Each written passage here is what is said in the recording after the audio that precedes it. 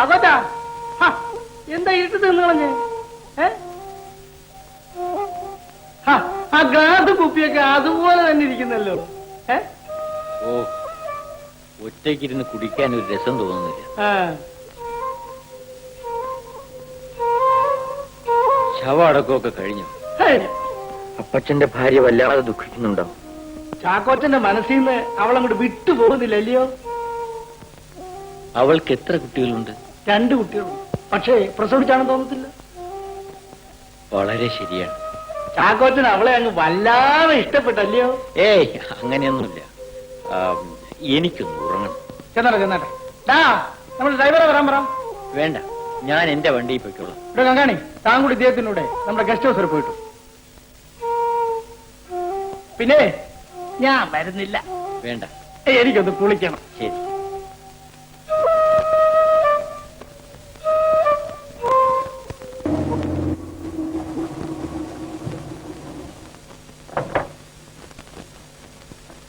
Sir, ഞാൻ വീട്ടിലേക്ക് പോയിക്കോട്ടെ.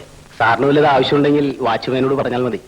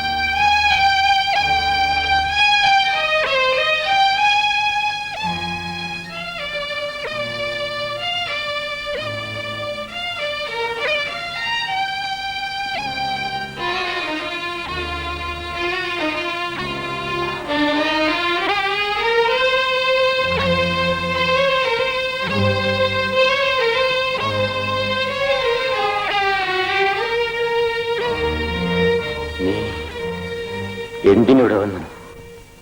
വന്നതല്ല, വരുത്തിയതാണ്. എന്തിന്?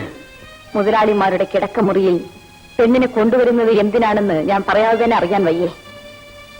എന്നെ മാത്രമല്ല കൊണ്ടുവന്നിരിക്കുന്നത്, കുടിക്കാനുള്ളതുമുണ്ട്, മദ്യവും മാംസവും.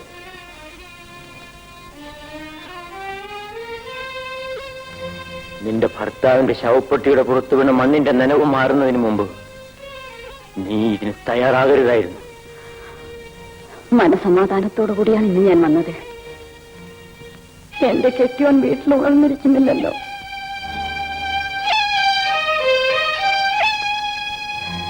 നീ എന്നെ അറിയോ? ചുക്കിന്റെയും മുളകിന്റെയും ഒക്കെ കുത്തകക്കാരനായ ചാക്കോ മുതലാളി കങ്കാണി പറഞ്ഞു. അല്ലാതെ എന്നെ അറിയില്ലേ? ഇല്ല. എന്തെങ്കിലും ആവശ്യമുണ്ടെങ്കിൽ അത് സാധിച്ചിട്ട് എന്നെ വിട്ടേക്കണം. എന്നെ മുറിയിലിരുത്തിയിട്ട് ഇവിടെ വന്ന് നിൽക്കുന്ന എന്തിന്? എന്നെ ഇഷ്ടമില്ലെങ്കിൽ പറഞ്ഞു വിടണം. മോളി, മോളി,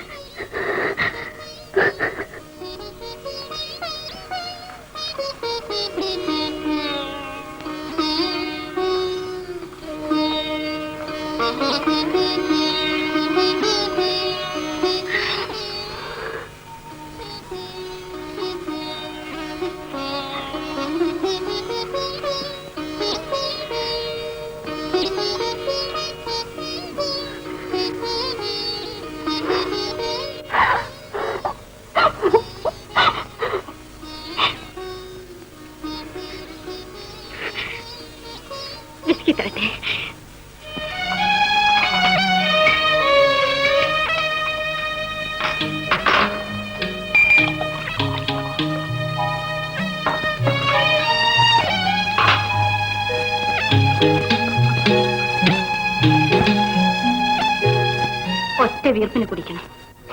ഒറ്റ വീർപ്പിന് മുഴുവനും? അതെ, ഈ ആലോചനയും മുഴുപ്പും ഒക്കെ അതിലാണ്ട് മുങ്ങിച്ചാവട്ടെ. ഞാനും കുടിക്കാൻ പോകുന്നു.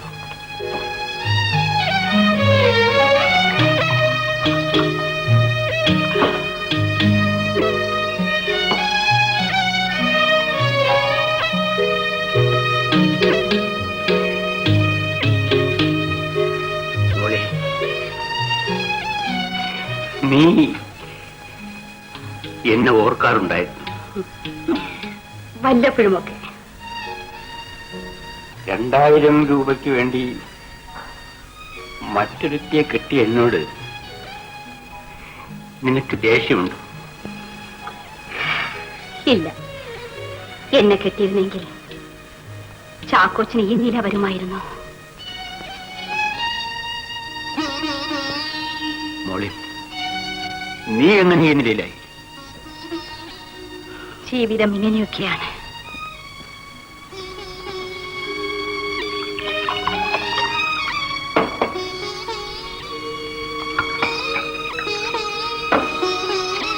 ഇതാ, കുടിക്കൂ. നീ ഇങ്ങനെ ഒട്ടേറെ പുരുഷന്മാരുടെ കൂടെ പോകാറുണ്ടായിരുന്നു. എന്തിനിതൊക്കെ അറിയുന്നു? എനിക്കറിയണം.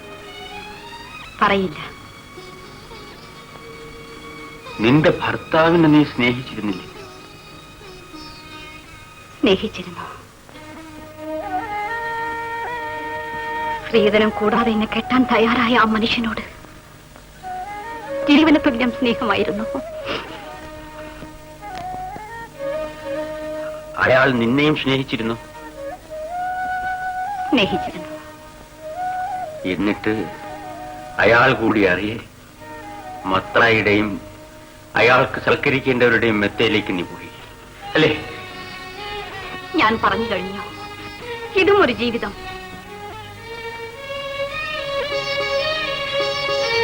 പിന്നെയും എന്തിനും ഓരോന്ന് ചോദിക്കുന്നു? ആ വിസ്കി മുഴുവൻ കഴിക്കൂ. എന്നിട്ട് എല്ലാം മറന്ന് ഈ ഒരു രാത്രി നമുക്ക് പഴയ കാലത്തെ മോളിയും ചാക്കോച്ചനുമാവാം. കഴിക്കൂ, കഴിക്കൂ. ഞാനും കുടിക്കാം. വേണ്ട, നീ കഴിക്കണ്ട. ഞാൻ കുടിക്കും. അല്ലാതെ എനിക്ക് ചാക്കോച്ചനും ഒരുമിച്ച് കഴിയാൻ വയ്യ.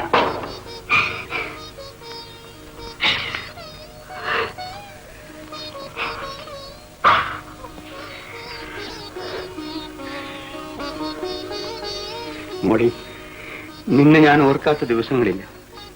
ഞാൻ സ്നേഹിച്ചത് നിന്നെയായിരുന്നു. പക്ഷെ കിട്ടിയത് 2000 രൂപയായിരുന്നു.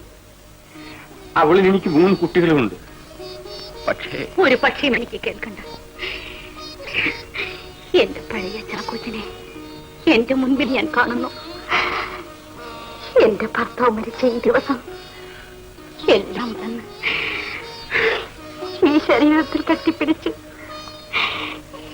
ഈ കൈത്തണ്ടകളിൽ തലവെച്ച് എനിക്ക് ഉറങ്ങണം. എല്ലാം മറന്നു ഉറങ്ങണം. മോളി, എന്റെ മോളി. മോളി, മോളി, മോളി.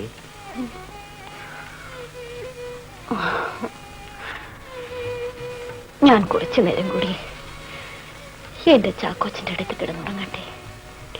കുറച്ചു നേരമല്ല, ഈ ജീവിതകാലം മുഴുവൻ നിനക്ക് എന്റെ അടുത്ത് കിടന്നുറങ്ങും. ഞാൻ ഇതുവരെ ഉറങ്ങിയില്ല. ഞാൻ എന്നെപ്പറ്റി നിന്നെപ്പറ്റി ആലോചിക്കായിരുന്നു. എനിക്ക് നീയില്ലാതെ ജീവിക്കാൻ വയ്യ മോളി. നീ എന്റേത് മാത്രമായിരിക്കും. പറയൂ, നീ എന്റെ സ്വന്തമായിരിക്കും. പറയൂ, കരയാതെ പറയൂ മോളി. പറയൂ മോളി, നീ എന്റേത് മാത്രമായിരിക്കും. നേരാണല്ലേ ചോദിക്കുന്നത്? ഞാൻ നിന്നോട് സത്യമല്ലാതെ പറഞ്ഞിട്ടില്ല. നിന്റെ കഴിഞ്ഞുപോയ കാലത്തെ പറ്റി ഞാൻ ഒരിക്കലും ചോദിക്കില്ല. നീ എന്നോടൊപ്പം വരുമോ മോളി? പറയൂ, നീ വരുമോ മോളി? പറയൂ മോളി. അപ്പോൾ ചാക്കോച്ചന്റെ ഭാര്യയോ? അവളെന്റെ ഭാര്യയായിരിക്കും. നീ ഞാനെല്ലാം മറന്ന് സ്നേഹിക്കുന്ന എന്റെ മോളിയായിരിക്കും. ഓ, വെപ്പാട്ടി. മോളി, നീ എന്റെ ഇഷ്ടത്തെ അത്ര മോശമായി കണക്കാക്കരുത്. എനിക്കൊരു ഭാര്യ ഉണ്ടെന്നുള്ളത് സത്യമാണ്. പക്ഷേ ഞാൻ ആദ്യമായും അവസാനമായി സ്നേഹിച്ചത് നിന്നെയാണ്.